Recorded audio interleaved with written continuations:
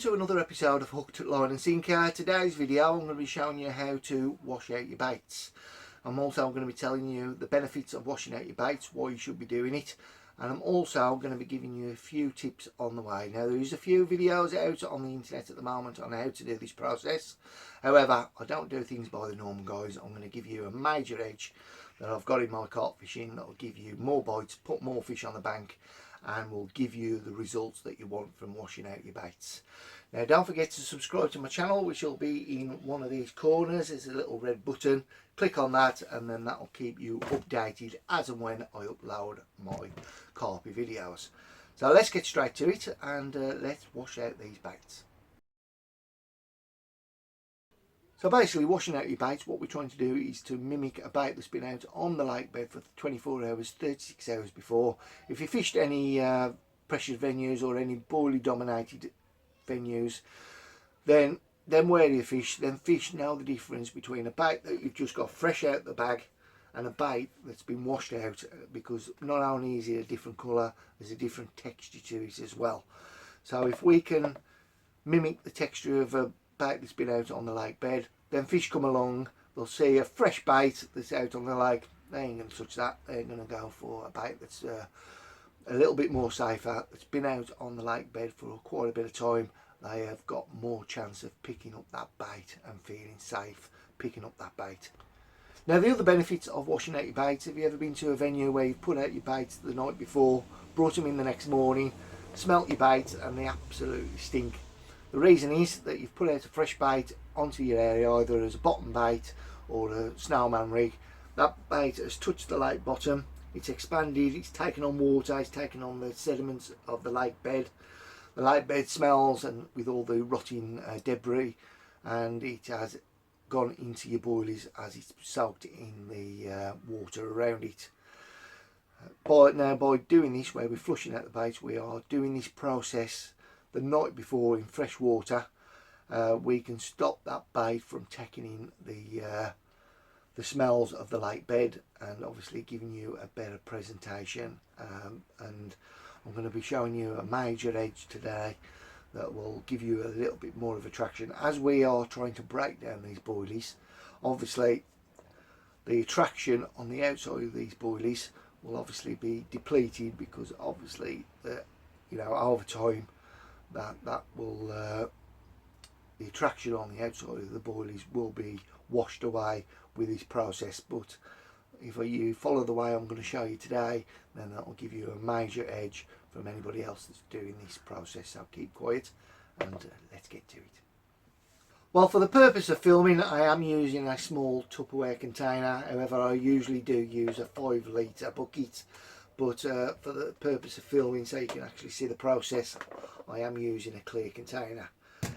Now basically what we need to do is to cover these boilies with water, so the boilies take on the water and then expand and obviously soak in all the water and giving these a washed out texture.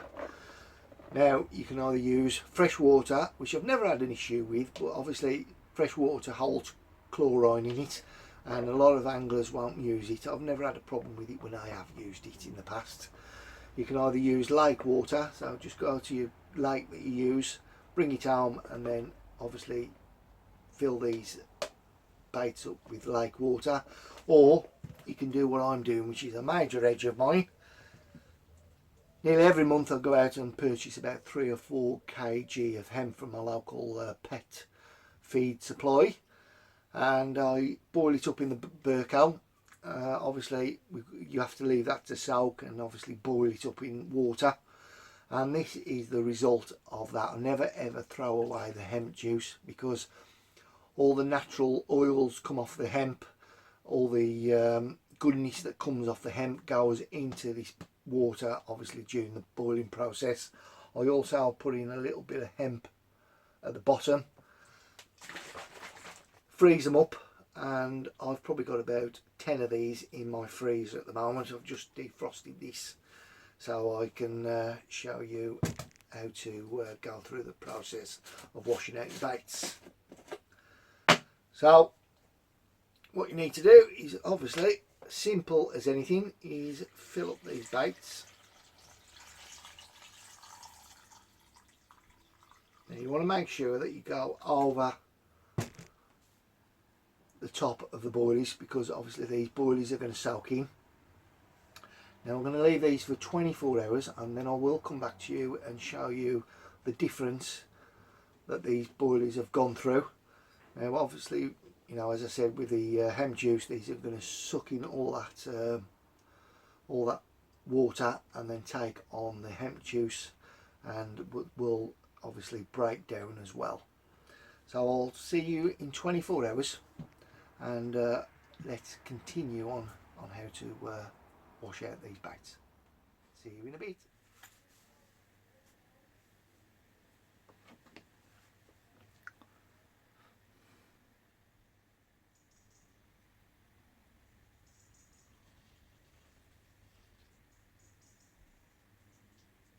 Come back and 24 hours has passed just like that. We are once again back in the bait shed to show you the results of me putting the hemp juice over these baits 24 hours ago. Now I've just emptied out the contents of the liquid so I can show you the results, and as you can see, these baits have expanded. They've taken on the hemp juice and they've also washed out in colour, hence washed out baits. Now if we take a look at these, as you can see, they have dramatically increased in size somewhat. Not a lot, but they have expanded. And if you put the normal baits next to them, I hope you can see that, you'll see that they've changed colour and we've had a slight size increase. The texture has also changed. Now this is still firm after 24 hours.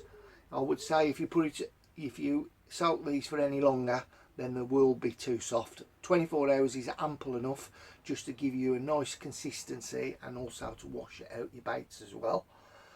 They're quite firm, and if you smell them, the hemp juice has definitely got into these baits and will pump out attraction when you're out fishing with these. So when would I use washed out baits? Well, the main purpose of them, that's why people started to use these, was to attract the warier fish on the lakes, you know, harder lakes, and fish that are wise and old that will go around picking up some of the older baits. You know, we've all been to day ticket lakes where we've put out baits, then fish know the difference between that and a fresh bait, and you know, them fish will go around picking up these and see these as a little bit more of a safe option over the fresh bait. So I would use these for warier fish. I would also use them on where time is limited. Day ticket lakes, you know, where you've got 24 hours, always put out washed out baits. Overnight sessions, stalking sessions, they're absolutely great. I picked up a £24 common from one of the local lakes, you know, one of the biggest fish in the lake, on a washed out bait, and I've just put a handful out just in the margin, watched that fish come round, circled around the bait, come back on it, picked up my pop-up and off it went. Now talking about pop-ups, these are the natural pop-ups that I use. Now as you can see, these are like a natural white. Now if you put these next to the washed out baits, you can see why I use them. Now these are the maxi fish, and this is the matching maxi fish natural pop-ups as well. And if I use the ASM, if I wash out the ASM, which it like washes out to like almost like a pinky light red colour, I would put a pink washed out pink over the top of something like that sort of bait.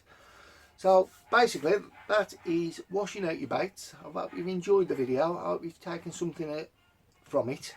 As I said, you won't see anybody using hemp juice, but it is a winner, and I've caught a lot of fish on it. once again I'm passing on my secrets, and I hope a few people will take them on and try them and catch a few chunks.